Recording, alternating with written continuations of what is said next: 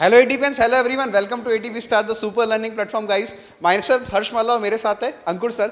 तो आज हम बहुत ही शॉर्ट सेशन में आपको ये बताने वाले हैं, क्योंकि बच्चों की बहुत ज़्यादा क्वेरी आ रही थी कि सर हम किस तरह से अपना बैकलॉग कवर अप कर सकते हैं, किस तरह से उसको ख़त्म कर सकते हैं ताकि हम अपनी गोल को अचीव कर पाएँ। तो हमने एक बहुत ही शॉर्ट सेशन रखा है जिससे आपका ये बैकलॉग वाला पार्ट जो है वो आप इसको देख के कंप्लीट कर सकते हैं। तो गाइस सेशन में एंड तक बनी रहेगा, पूरा वीडियो देखिएगा, डेफिनेटली आपको इससे बहुत बेनिफिट होने वाला है। तो ठीक है, स्टार्ट करते हैं। तो सबसे पहला पॉइंट जो बैकलॉग कवर करने का है, वो सबसे इंपॉर्टेंट बात भी है, वो है डोंट स्किप प्रेजेंट। अब बच्चा क्या करता है, बैकलॉग कवर करने के चक्कर में अपना प्रेजेंट जो है वो धीरे धीरे स्पॉइल करता जाता है। तो प्रेजेंट अगर स्पॉइल करोगे तो आपका बैकलॉग और ज्यादा क्रिएट होता जाएगा, आपका होमवर्क क्रिएट होता जाएगा, आपके क्वेश्चंस और ज्यादा मतलब बैकलॉग में आते जाएंगे। तो हमेशा एक बात ध्यान रखना कि प्रेजेंट को बिल्कुल भी स्किप नहीं करना।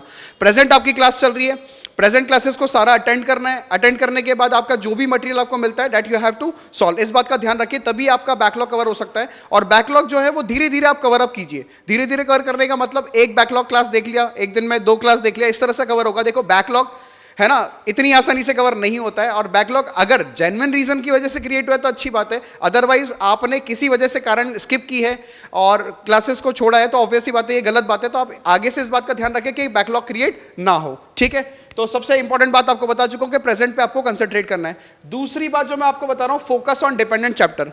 अगर आपका कोई भी बैकलॉग क्रिएट हो चुका है और कोई भी चैप्टर ऐसा है कि जो ज़्यादा रेलेवेंट नहीं है, ज़्यादा relevant in the sense 12th से रेलेवेंट नहीं है, या वो चैप्टर ऐसा है कि जो आप कवर अप नहीं कर पा, मतलब जो चैप्टर जो है ज़्यादा यूज़ नहीं आएगा, मतलब रिलेटेड नहीं है किसी भी चैप्टर से, तो आप उसको फॉर अ टाइम बिंग आप उसको स्किप कर सकते हैं, या बाद में जब आपका कोर्स खत्म होगा तब उसको कंप्लीट कर सकते हैं। पर सबसे पहले आपको अगर ज़्यादा बैकलॉग है तो फोकस करना है डिपेंडेंट चैप्टर्स पे, रेलेवेंट चैप्टर पे, जो आपके आने वाले चैप्टर्स में यूज़ होने वाले हैं। जैसे कि अगर बात करें क्वाड्रेटिक हो गया, सीक्वेंस हो गया, इनकी सारी चीज़ें आपके आगे जाके चैप्टर्स में यूज़ होती है। तो डेफिनेटली आप ये चैप्टर अगर बैकलॉग है तो आपको कंप्लीट करना ही चाहिए। जैसे ट्रिग्नोमेट्री हो गया, तो इन पे आप फोकस करिए, तो आपका डेफिनेटली बैकलॉग कवर होगा। और मैंने आपको बताया कि रेलेवेंट टॉपिक्स को सबसे पहले कवर करना है। कवर करने का तरीका क्या होगा? कवर करने का तरीका ये होगा कि आप ज्यादा से ज्यादा फोकस करें क्वेश्चंस पे।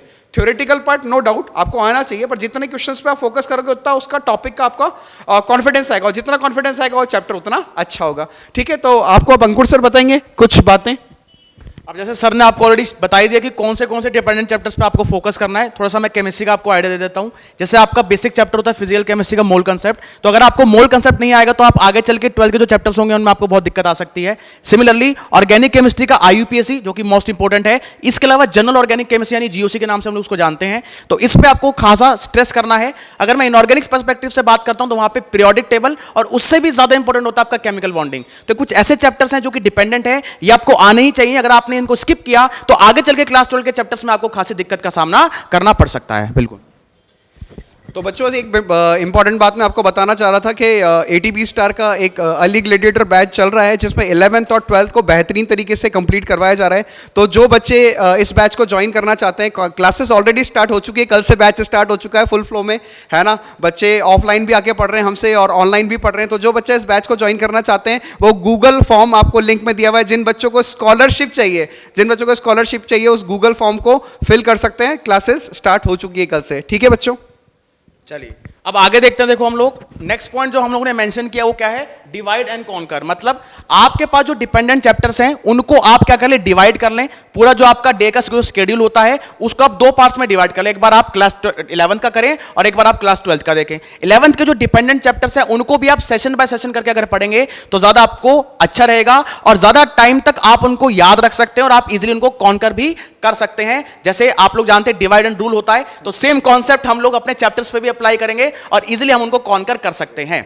इसके बाद बात करते हैं perfect balance of each subject. ये बहुत मोस्ट इंपोर्टेंट पॉइंट है सर। बच्चे अक्सर क्या करते हैं, जो चैप्टर उनको सबसे ज्यादा पसंद है उसी में ही लगे रहते हैं। मान लो मैथ्स आपको ज्यादा पसंद है तो आप मैथ्स का सवाल करते रहोगे, केमिस्ट्री अगर आपको पसंद है तो आप केमिस्ट्री करते रहोगे, पर पेपर में तीनों ही पोर्शंस बराबर आने हैं। फिजिक्स भी उतना ही आना है, केमिस्ट्री भी उतना ही आना है और मैथ्स भी उतना ही आना है। तो आपको हर एक डिपेंडेंट चैप्टर्स का बैलेंस करके चलना है। तीनों चैप्टर्स को या तीनों सेक्शंस को आपको इक्वली ट्रीट करना है ताकि आगे चल के कोई भी दिक्कत का सामना आपको ना करना पड़े, है ना।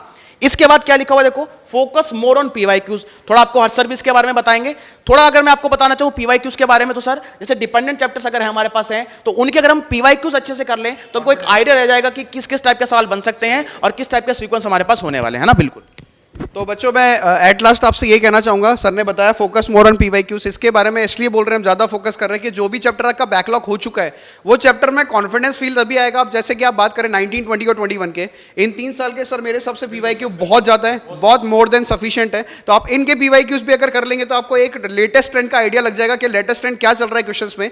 तो 19, 20 और 21 के पीवाईक्यूज तो आपको करने ही है, तभी आपको उस चैप्टर में डेफिनेटली फील आएगा, है ना। और हम दोनों ही और एटीबी स्टार की तरफ से हम सभी आपको ऑल द बेस्ट कहना चाहते हैं आपकी तैयारी के लिए। और एट लास्ट हम दोनों आपको कहना चाहेंगे कि हम सब मिलके जीतेंगे। कमेंट बॉक्स में जरूर लिखिएगा हम जीतेंगे। Thank you so much.